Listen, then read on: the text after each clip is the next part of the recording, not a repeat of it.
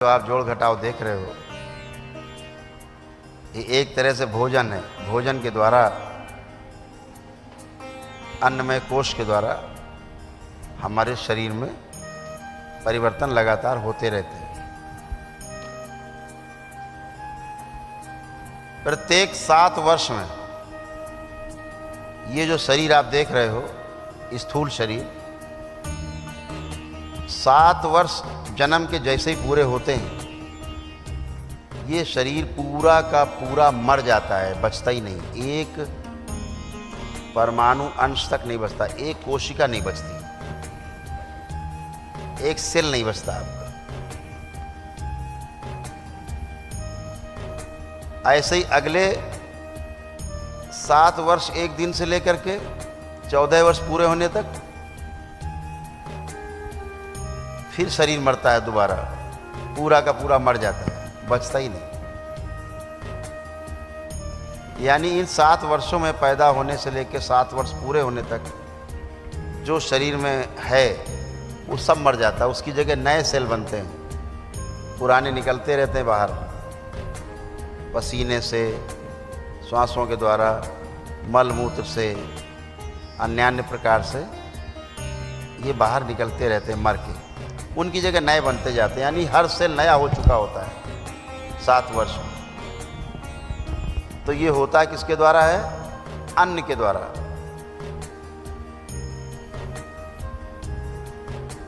ये जो हो रही है प्रक्रिया, हमको आपको पता भी नहीं लगती कि कब हो गई। इनमें जो प्रक्रिया को तेज करती है कोई चीज, उसका नाम है बुखार।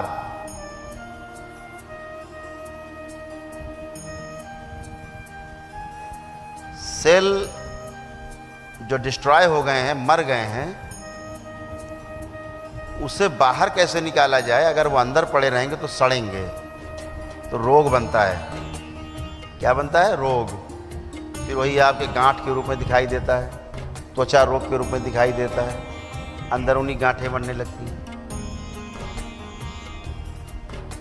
तो बुखार का काम है आपके इन अवशेषों को, मृत अवशेष जो हैं, जो मर गए अंदर सेल्स, ये बाहर निकल जाएं। जब ये बाहर नहीं निकल पाते तो बुखार आता है।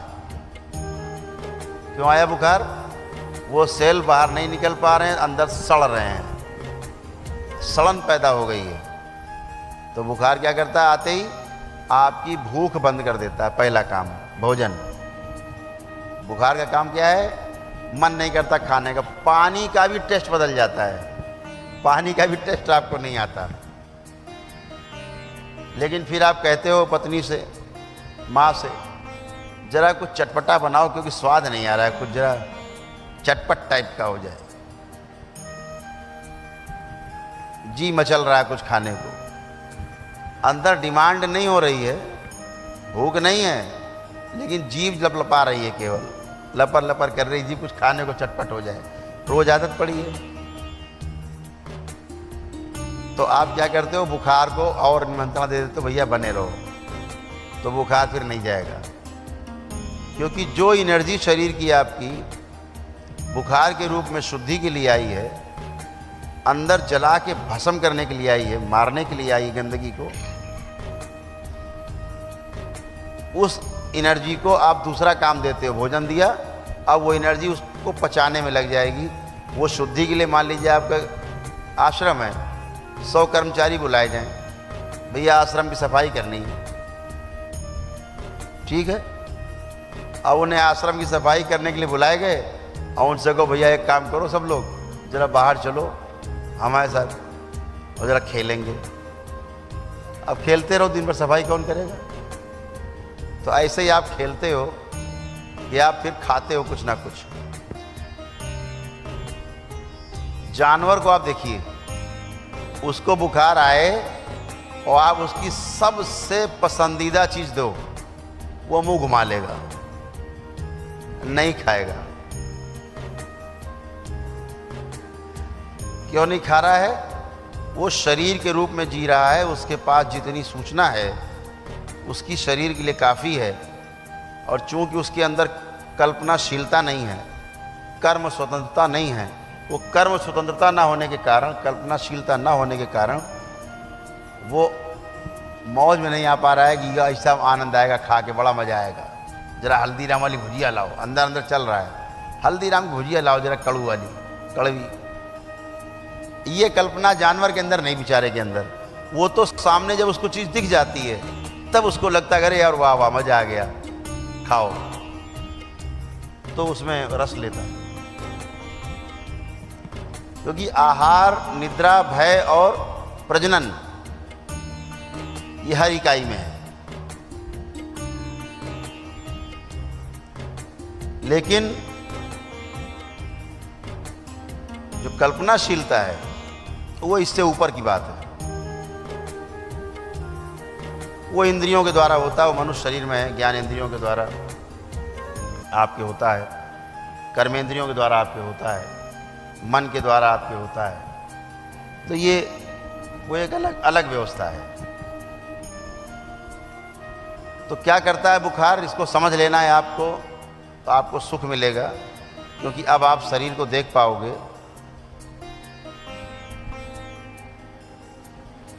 तो बुखार का काम क्या है, आपके शरीर का ताप, टेम्परेचर बढ़ा देता है। क्यों बढ़ाया टेम्परेचर? क्योंकि जो अंदर जो बैक्टीरिया है वो आपके शरीर के तापमान में रहने का आदी है।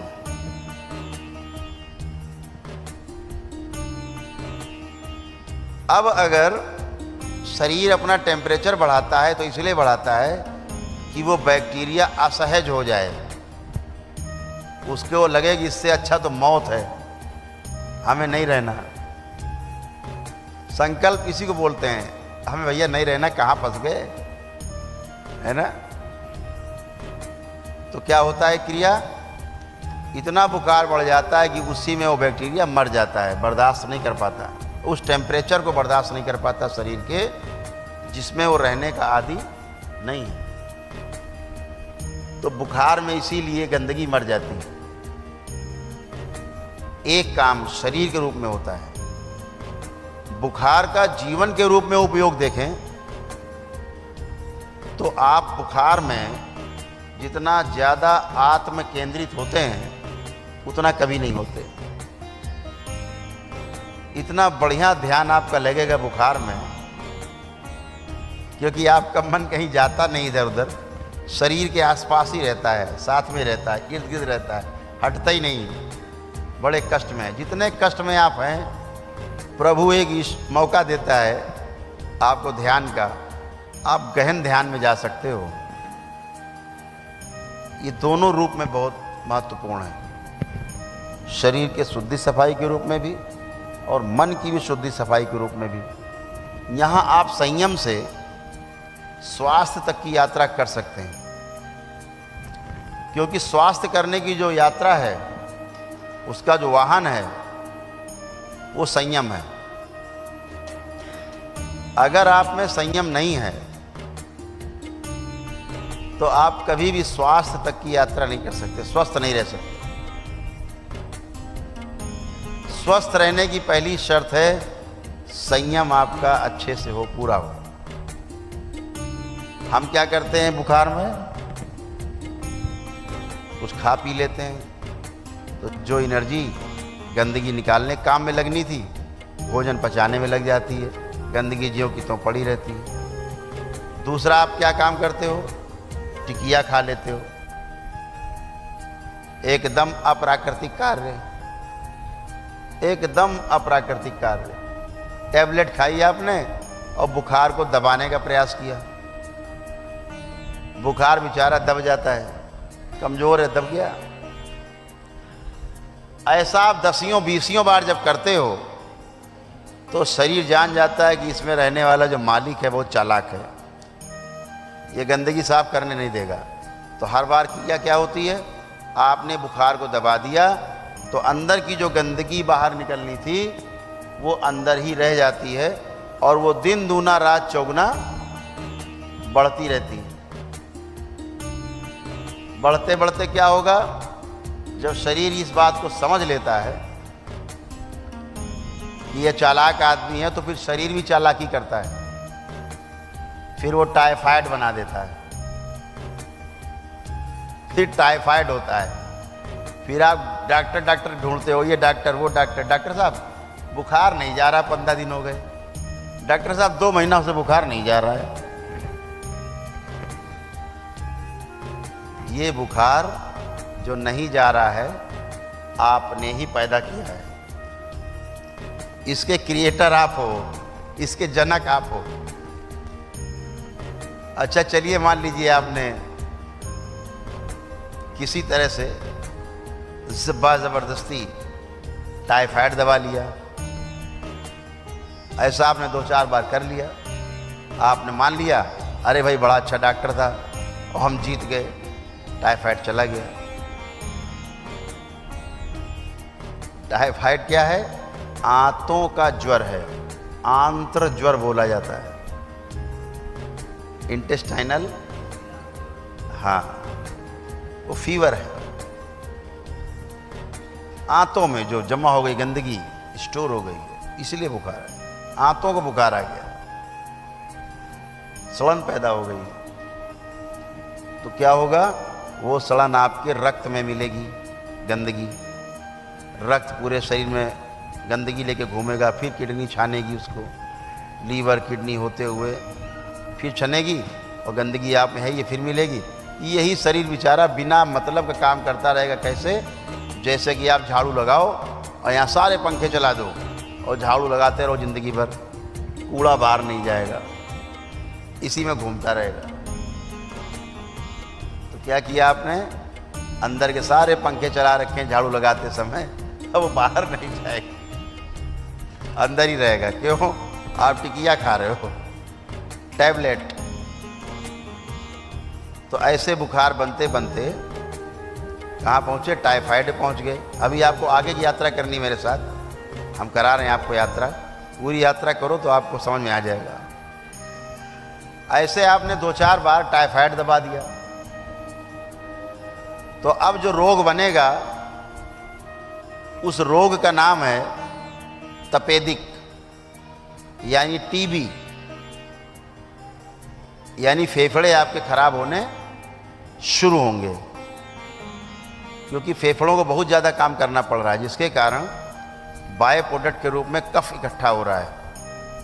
पेट में कब्ज पैदा हो गया बार बार बुखार दबाने के कारण, यानी गंदगी जो बाहर जानी चाहिए थी अंदर पड़ी तो कब्ज हो गया, कब्ज से बुखार बन गया, बुखार से आपको तमाम कफ पैदा हुआ जो ऊपर की ओर चढ़ेगा, आपके हृदय क्षेत्र में जो आपके फेफड़े हैं यहाँ पे कफ जमा होने लगा, तो आपको टीबी हो जाएगी।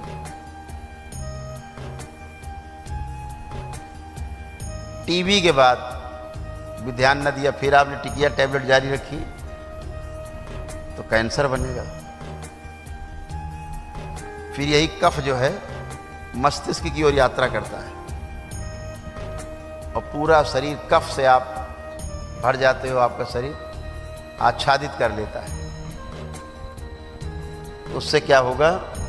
जीवन खतरे में पड़ जाता है, शरीर आपका खतरे में पड़ जाता है। तो जब भी बुखार आए तो आपकी पहली कोशिश अगर ये हो कि आपको एनीमा अगर उपलब्ध हो, एनीमा है ना, जैसे बच्चों के एनीमा लगाते हैं, कोई प्राकृतिक चिकित्सा केंद्र हो, या एक पंप आता है छोटा सा, उसको रखना चाहिए। 25-50 रुपए का, 50 रुपए का मिलता है, 40-50 रुपए का। उसको एक सिरा पानी में रहता है, एक सिरा गुदा द्वार पे पंप कर लिया, 200-300 ml 400 ml पानी गुनगुना करके, हल्का सा नमक डाल के, और सब बाहर।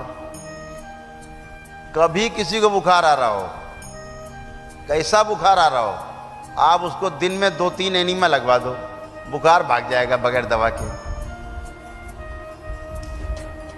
अभी तो करौली सरकार के दरबार में एनीमा अपने आप ही लग जाता है, बुखार गायब हो जाता है। लेकिन वो जो नकली बुखार है वो तो चला जाता है, लेकिन जो शरीर में गंदगी इकट्ठी हो गई है उसके लिए आपको ये प्रयास करना चाहिए। जैसे एनीमा लगाते, आप कोई डॉक्टर एलोपैथी में आप कभी जाएं और बुखार हो, आप भर्ती हो, आप डॉक्टर से केवल अगर ये कह दो दिन में 2-4 बार कि डॉक्टर साहब एनीमा लगवा दो हमारे पेशेंट को, वो डॉक्टर झल्ला जाएगा आपके ऊपर। क्यों झल्लाएगा? उसे पता है बुखार चला जाएगा, और बुखार गया तो पेशेंट भाग गया। ये भी पता है, वो पता है आपको सलाइन क्यों लगती है यहाँ, वो सलाइन लगा देते हैं, वो टांग देते हैं बोतल और अंदर आपके ग्लूकोज जाता रहता है। क्यों लगाते पता है? ताकि भाग न जाओ। तो आप लगे हो तो आप पड़े हो, और आपको भ्रम रहता है कि चिकित्सा हो रही है। वही क्या चिकित्सा हो रही है? हम आपको पानी पिला रहे हैं, कोई चिकित्सा है? कहीं पर उसका सदुपयोग है, ऐसा नहीं कि बेकार है, लेकिन उसका दुरुपयोग खूब हो रहा है। सर्जरी के अपने सदुपयोग हैं, सर्जरी का अपना लाभ है। जहाँ पर शरीर भारी खतरे में होता है और सर्जरी की आवश्यकता होती है, तो दरबार आपको सलाह देता है कि सर्जरी जरूर करानी चाहिए। लेकिन जहाँ सर्जरी की आवश्यकता ही नहीं है, दरबार देख रहा है कि यहाँ सर्जरी नहीं होनी है, तो वहाँ नहीं होनी चाहिए। ऐसे ही लोगों को समझ लेना चाहिए। लेकिन अब वो एक बड़ा व्यवसाय बन गया है सर्जरी का। आप पहुँचे, देखे आपने कि आपको देख लिया ठीक ठाक आदमी है, 1-2 लाख खर्चा कर सकता है, 100% आपको सर्जरी पक्का तय है। और कहीं आपने कह दिया डॉक्टर साहब जैसे भी हो, चाहे इसके बराबर रुपया लग जाए, अब आप बचाना है, तो समझो पक्का मरे। क्योंकि डॉक्टर साहब अब कोई प्रयोग ऐसा नहीं बचा होगा जो आप पे ना करें। वो उन्हें पता है हर प्रयोग का पैसा मिलेगा। तो इसीलिए बहुत पैसे वाले लोग अस्पताल जाके इसीलिए मर जाते हैं प्रेम से। आईसीयू में वेंटिलेटर पे पड़े पड़े मर जाते हैं। घर वालों को भी नहीं पता लगता कब मर गए, उनको भी नहीं पता लगता कब मर गए, दोनों आराम में। और कभी कभी तो डॉक्टर को भी नहीं पता लगता कब मर गया पेशेंट। वो 2-3 दिन बेचारे को वेंटिलेटर पे ही रखे रहते हैं। फिर नर्स बताती है डॉक्टर साहब लग रहा वो नहीं रहा। अच्छा, देखा उनका वाकई, जल्दी सूचना दो सबको। ऐसा भ्रम रहता है। तो ऐसे भ्रम पूर्वक नहीं जीना है हमें। हमारे जीने में और हमारे जिंदा रहने में फ़र्क करना है। जब हम जिंदा रहना चाहते हैं तो माता पिता उस रूप में हमें ज्ञान देते ही हैं, सूचना देते ही हैं। लेकिन जीना कैसे है, ये गुरु दीक्षा के बाद तय होता है। तो आपसे छोटी छोटी बातें होती रहेंगी ताकि आप शरीर को भी समझें। शरीर में कुछ भी हो रहा है, आपको ने उसको एक नाम दे दिया रोग, लेकिन जब समग्रता में देखेंगे तो जिसे आप रोग कह रहे हो वो एक्चुअल में आपके शरीर की शुद्धि सफाई है। लेकिन बहुत ज़्यादा गंदगी इकट्ठी हो गई है, जब वो निकलना शुरू होती है तो वो असाध्य रोग मान लिया जाता है। इतनी गंदगी हो गई है कि अब निकलना मुश्किल है। उतने शरीर की आयु नहीं बची, इतनी गंदगी निकलती रहे तो भी नहीं निकल पाएगी, तो असाध्य हो गया। तो रोगों को इस अर्थ में लेना है कि हमारे शरीर में कोई गड़बड़ी भोजन से हो रही है। जो भी शरीर आपका बना है ना, ये भोजन से ही बना है। यानी ये शरीर में कहीं चटनी आपके दिख रही है, हमें कहीं रायता दिख रहा है, कहीं सब्जी दिख रही है, कहीं रोटी दिख रही है, कहीं पिज्ज़ा दिख रहा है, बर्गर दिख रहा है। इसी का जोड़ ये शरीर है।